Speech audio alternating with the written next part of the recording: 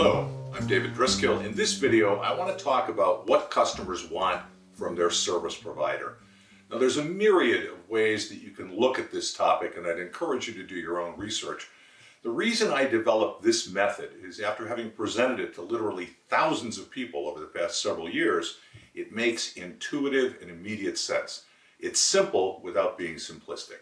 So I'm going to define what a customer wants from their service provider. Let me begin by defining the customer. And this may sound simple. Like many things, it's simple until you dig into it. A customer, the way that I'm defining it, is anyone in a position to feel satisfied or dissatisfied about what you do and to act on the basis of that satisfaction or dissatisfaction. This makes everyone a customer. You are surrounded by customers. And I will assert that people, after having interacted with their service provider, don't feel neutral. They're going to take a position. They're going to like their experience or they're not going to like their experience. So what are the attributes that customers are looking for? There are 6 of them. One is accuracy. Customers are looking for accuracy. Second, they're looking for timeliness. Third, access. They want to be able to get at what they want to get at, when and how they want to get at it. Fourth, they're looking for utility, usefulness. Fifth is responsiveness. They want to interact with someone who listens and responds appropriately. And sixth, they're looking for aggressive problem recovery. Now I want to make a point here that's really important. Each of these elements can either or both be a satisfier or a dissatisfier. Let me explain what that is relative to each of the attributes. So let's look at accuracy. Customers, clearly when they're dealing with their service provider, are looking for accurate information, accurate data. I will assert that in most cases, accuracy is a dissatisfier. What does that mean? It's vitally important. The reason I characterize it as a dissatisfier is because it's expected. It's like table stakes in a poker game. It's in a way taken for granted. So what happens with a dissatisfier is that if I don't get it, I'm dissatisfied, but if I do get it, it's not necessarily going to drive satisfaction up because it's expected. Second is timeliness. Now, timeliness can be both a satisfier and a dissatisfier. Here's how that works. In many instances, I expect timeliness. So it's a dissatisfier in the sense that if I get it, it's not necessarily going to drive satisfaction up. In some circumstances, timeliness is largely a satisfier.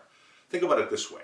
If you go to the doctor's office and you have an appointment at 2 o'clock, and every single time you go to the doctor's office, the doctor sees you at 2 o'clock, I will assert that that will drive your satisfaction up because it's not necessarily an expected attribute. So timeliness can work in both directions. It can be a satisfier or a dissatisfier. Third is access. Access is interesting because it begins as a satisfier and becomes a dissatisfier. Here's how that works. Access is typically and routinely a function of technology. The best example I can give you is an ATM, an automatic teller machine. Go back to the 60s, the 50s, the 60s, the 70s, even into the 1980s. If you needed your money on a Saturday night, you needed a gun. Flash forward to the late 80s into the 90s, ATM machines show up, and for a period of time, they drove satisfaction with retail banking up because I could access my funds anywhere, anytime, 24/7. So again, for a period of time, it drove satisfaction up.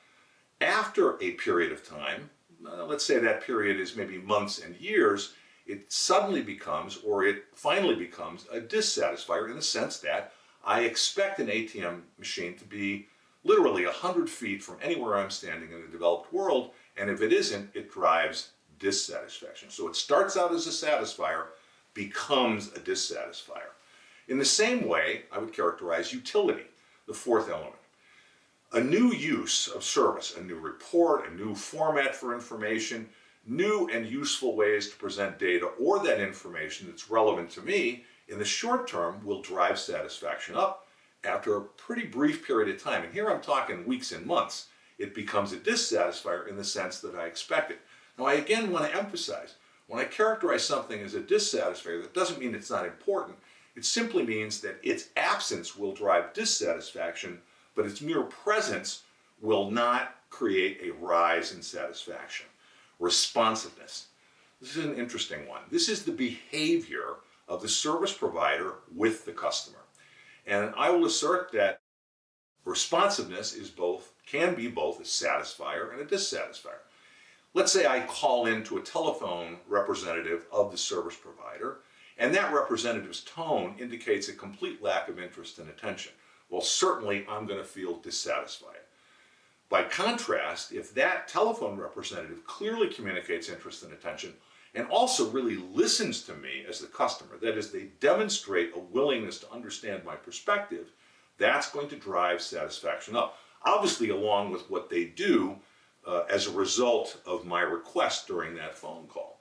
But even if they can't comply with that request, if I deal with a highly responsive telephone representative, I tend to feel better about my service provider.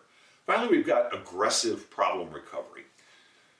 I will suggest, assert, recommend, say very clearly, problem recovery, how we recover from problems, really defines us in a more profound way than almost anything else. When everything's going well, it's not that hard to do business. It's not that hard to provide the service. It's when things break, when errors are made, when people are late, when problems occur, interestingly, that's when we really do define the character of our service provider.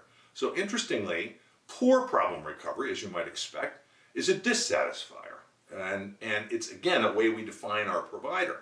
By contrast, if I aggressively recover from problems, I can drive satisfaction up. So interestingly, I think that in the main, effective, aggressive problem recovery has no limit to which it can drive satisfaction up. It's relatively unexpected.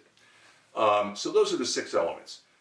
Accuracy, timeliness, access, utility, responsiveness, and aggressive problem recovery. Now there is another element.